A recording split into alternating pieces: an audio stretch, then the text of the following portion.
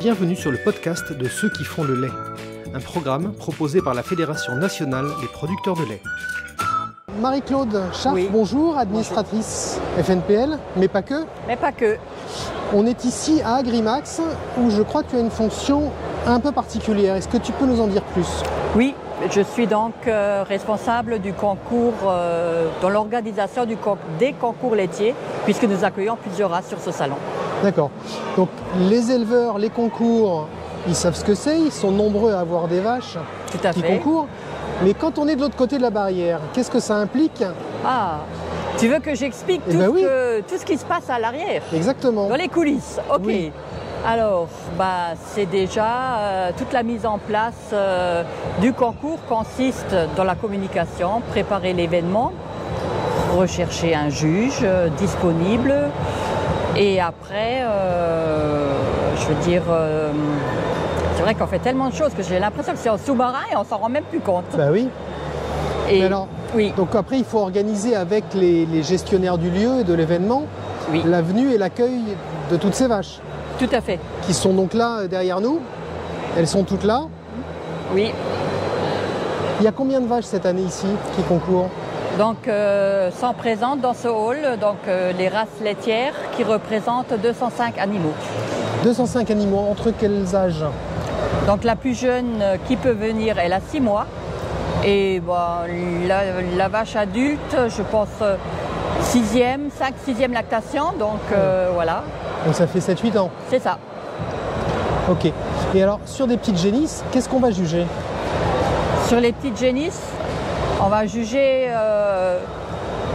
le type, la morphologie, d'accord? Et c'est le type laitier, comment il se prépare et comment il se présente dans l'évolution de sa croissance. D'accord, mais si tu as un conseil à donner à un éleveur qui veut venir avec une petite génisse? Oui.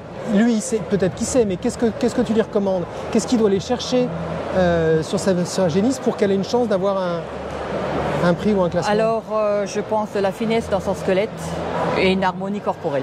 D'accord. Oui. Ok. Pour la génisse, oui. D'accord. Et donc après, on va arriver chez les vaches en lactation. Oui. Comment ça se prépare une vache pour arriver au top à un concours? Toi qui es maintenant de l'autre côté de la barrière, oui. Qu'est-ce que tu peux leur donner comme conseil? Donc c'est toute une préparation à la maison. Où les éleveurs, il faut qu'ils se mettent en position concours à la maison, qu'ils se rendent compte du potentiel de l'animal et la capacité qu'elle a pour remplir son pis à l'instant T pour pouvoir passer sur le ring. Donc ça, c'est un test qu'ils font au préalable à la maison déjà. D'accord, donc ça veut dire qu'on ne prend pas n'importe quelle vache pour n'importe quel concours? Non. Je veux dire, le concours laitier, dans la vache laitière, pour la vache, c'est vraiment le défi, c'est remplir la mamelle. Le défi pour l'éleveur, c'est remplir la mamelle pour l'heure où qu'elle va passer sur le ring. D'accord. Et donc malheureusement, elle a été traite un petit peu trop tard, elle aura le prix moins rempli que les copines. C'est ça. Donc est-ce que par tranche de catégorie, elles sont toutes celles qui sont dans le même concours vont être traites à la même heure pour que ce soit équilibré? Non. C'est une gestion libre de l'éleveur. C'est vraiment lui qui doit savoir à quel moment il faut la traire pour qu'elle soit à l'optimum sur le ring. D'accord, mais ça veut dire que si elle a la mamelle qui fuit un petit peu, par contre, elle va perdre des points. Donc on ne peut pas non plus trop tirer sur la corde. Voilà. Il faut vraiment trouver le juste équilibre entre le trop plat et le pas assez. D'accord, super. Ok. Après, il y a un autre sujet que je voulais aborder avec toi, c'est celui du lien entre la génétique et les concours. Oui. Tu es assez impliqué en génétique, si je ne dis pas de bêtises. Oui, j'aime voir des belles vaches, voilà. D'accord. Comment ça marche? Comment ça sélectionne? Et donc, quel est ce lien? Parce que...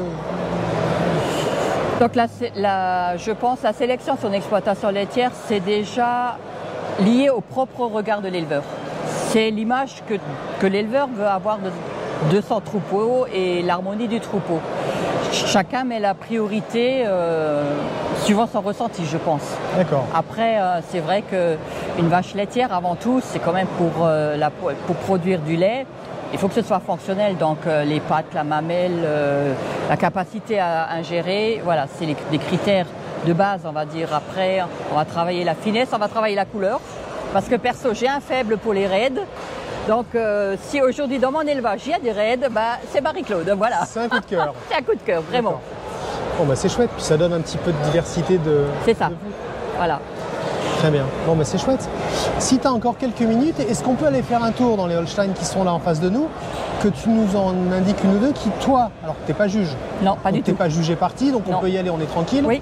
Qui, toi, te plaisent personnellement, parce que c'est ton choix.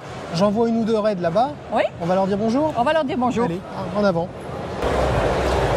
Donc voilà un peu l'allée de la Moselle, hein, avec... moi, j'ai ramené une Jersey, tu vois, ça n'a rien à voir avec une Holstein.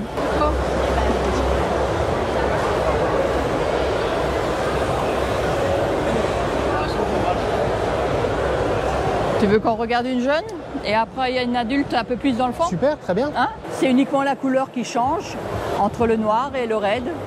C'est spécifique à la race et puis... Et elle s'appelle Ravan Pass. Et elle s'appelle Ravan Pass, ouais. On va regarder donc dans le concours laitier l'implantation de la mamelle, son attache arrière, la finesse de ses pattes. C'est ce qu'on regarde quand on regarde par l'arrière l'animal, et c'est ce que le juge va aussi regarder. Puis après, il regardera la profondeur des côtes et l'avant, le poitrail, enfin, l'harmonie de l'animal.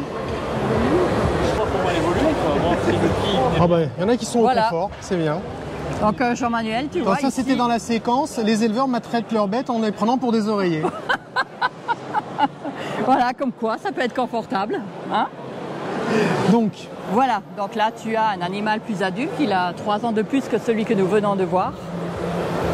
Okay. Donc vous pouvez voir le développement, et puis donc là maintenant elle est vraiment à sa taille adulte, elle ne grandira plus. Mais les critères de jugement vont être les mêmes, parce qu'elle sera dans une catégorie d'animaux qui auront le même âge qu'elle. D'accord.